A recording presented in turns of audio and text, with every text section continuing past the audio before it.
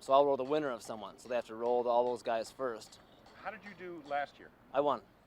You won in the men's? Men's open division, professional. Okay. Do you do this professionally? Yeah, I do some exhibitions, but I train to compete, and it's at a professional level. So. You're a professional log roller then? Right. So I was a men's professional log rolling champion last year, and then I won in '94, and I won in '92, and I won in '91. So you're the top guy here. Is that Yes. That the idea? Yes. You do this for money, for competition, both? What? The money doesn't hurt. I do it for the competition. I like the sport. I like to practice. It's a lot of fun. I mean, because I spend a lot of time, it's nice to get the monetary reward at the end. So I really do it as an athlete. I like to train and stay in shape. You're from Hayward? Right. Okay. How long have you been log rolling? I started at age 5, so 22 years. It's my 22nd summer rolling. This is a normal thing for a kid to grow up log rolling around this part of the country, right? We have a log rolling school, and right down here at Lumberjack Bowl. So instead of taking swimming lessons, you take log rolling lessons. And I spent my summers down here. I'd hop on the bike, drive down here, and spend the whole day. We'd roll and swim and horse around. It was a blast. Okay, you get out there in a competitive situation. You're log rolling for real, for money, here at the championship. Right. What are you trying to do when you're on the log? There's different strategies. Some heavier men will take the more aggressive approach. They'll try to bob the log back and forth, splash water in their opponent's face. You can do any of that as long as you don't cross the center line. I tend to take I'm more conservative. I found that if I do try to be more aggressive, I end up kicking myself in. So I sit back, I try to stay quick, wait for my opponent to make a mistake, and then take advantage of that mistake and knock him in.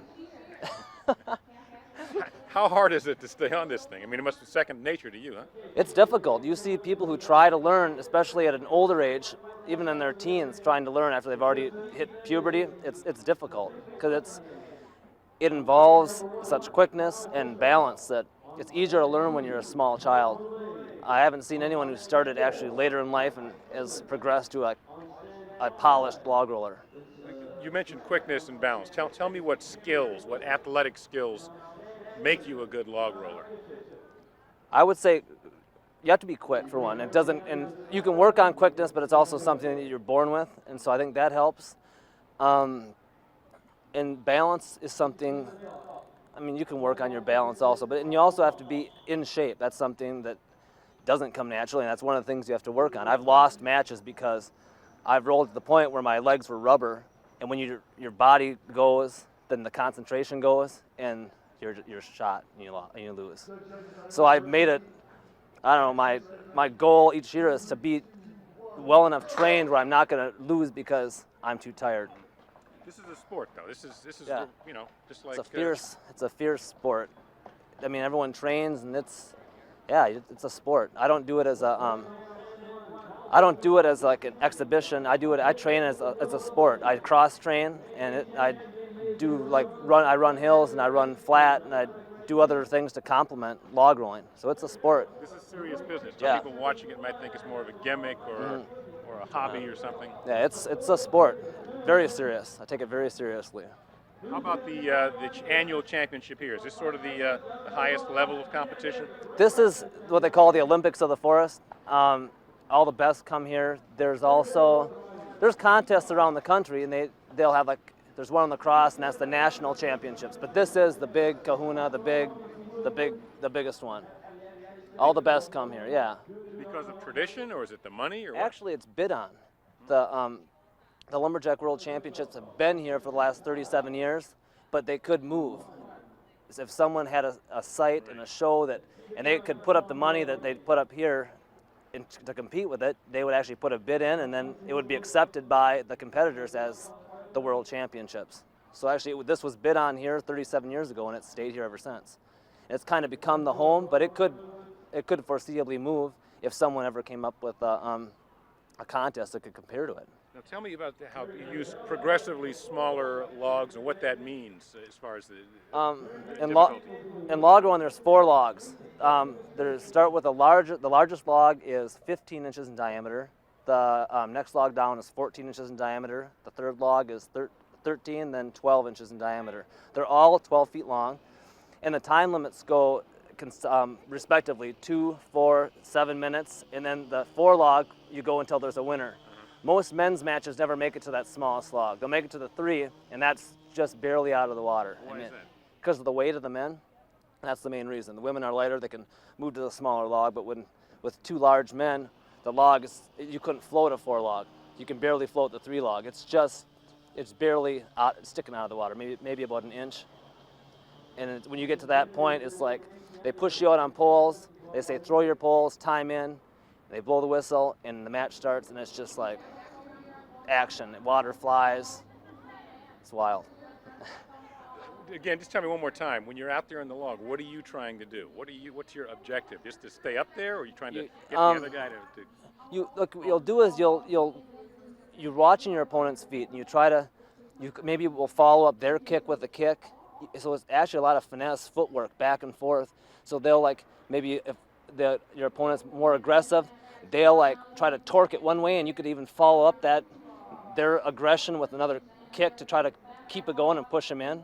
So it's calculated moves and it's hard to explain. They just come second nature to me now.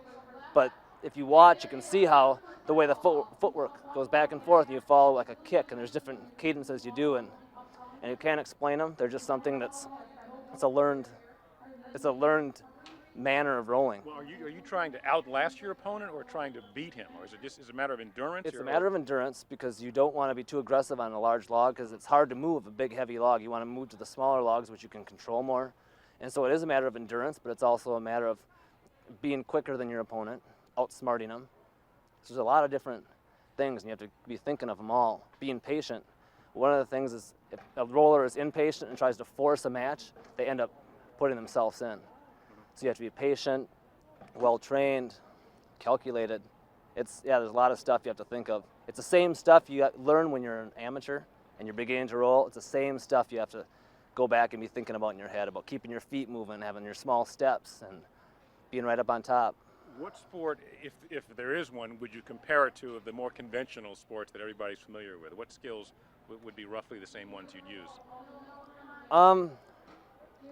If there is any, you almost compare it to a boxing match, not because of how it's an individual sport and it gets pretty fierce, but then there's more finesse, almost like gymnastics, and like tennis. I mean, it's just like an individual sport, so it's kind of in the same group with those type of sports. You don't have the contact like you do with boxing, but it's still, you're competing against someone and you're so close, you're doing everything but touching. So it's neat. You're kind of, the log is your means of exchanging your blows.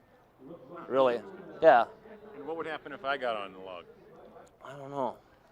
Why don't you try to get on the log? No You probably stand there maybe for 3 seconds. They used to have, when people have done exhibition shows, they used to say they give someone $100 if they stayed on for 10 seconds, and I don't think they've ever paid it out. Okay, so the person watching should know that this is not easy. No. Maybe you should try it. Funny, but they have the national, we have the world. What should we watch for? So as amateurs, he's been here before, but Okay. as someone who hasn't watched it before, when you're out there, or the other rollers, what should I be watching? Watch their feet. Watch to see how quick they move, and see.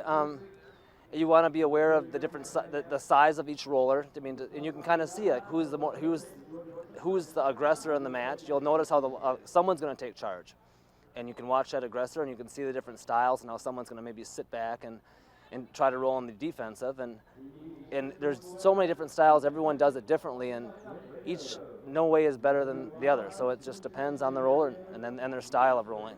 Do you ever flick water with your foot in the? I don't. I'll do it in practice, just horsing around. But I take a lot. I get splashed a lot, but I can. I think it's too risky. I don't want to do it. Too risky for you. Yeah, too risky for me. Because at that second, you take your foot off the log and splash. And I haven't found it beneficial in my matches. Whenever I would do that, I did it as an amateur. I splashed a lot and I lost. And so my parents sat me down one time and said, why don't you just cut all the fancy stuff and sit back and really try to be more conservative. And I did, and I won. So I just been doing that ever since. Okay, well, that's right. What happens to a logger as he gets older? Is it like any athlete? You slow down. You can't do it as well. I think that that's going to happen. But there's a masters division, and there's Don Jacobs just turned 70 this year, and he's rolling in that division. So I figure I have a lot of years left. I'll do it as long as I can. As long as I can walk, I'll do it. Anybody ever get hurt? No. Really? No one's ever gotten hurt. Honestly, people think it's a dangerous sport, but actually it's easy on the joints because the log bounces in the water, so you don't have the pounding like you do with running. People think you're going to fall on your head. No one's ever fallen on their head. You may skin a shin, but that's nothing. It's not dangerous at all. Great. Listen, Brett. Hold on. One other thing that was really interesting when you were going over comparing it to other sports, you mentioned boxing and gymnastics in one breath. Tennis, yeah. Tennis later. If you could just go over that again, essentially the same questions. What conventional sports are the skills? You can say the same required things. skills, kind of similar. It's similar to boxing in that you're sparring with each other, because it is an endurance sparring match. But you're not using your arms. You're using the logs as a medium to to actually bout back and forth. And it's like gymnastics in the way that you have to be quick and have good balance and be really strong because you have to be real agile. You can't have a big lug out there rolling. Log rollers are generally, the choppers are the big husky guys. The log rollers are the smaller ones. Back in the olden days, they'd send out the small light guys on the log to go out and unjam the log jam. So the roller is generally a light, small, more like a gymnast type. So the sports then are which ones? What's that? The sports, the ones that it would compare to, the skills required would be? Would be like gymnastics, I would say. Is that what you're asking? Yeah. Yeah. That's why. Okay. Is that okay? It's hard to explain.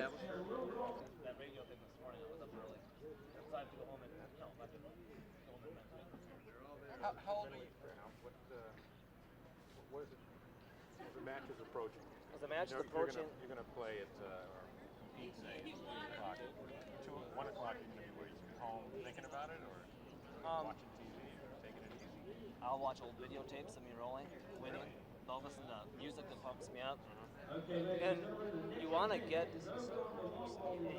I have to piss myself off because it's not a friendly sport.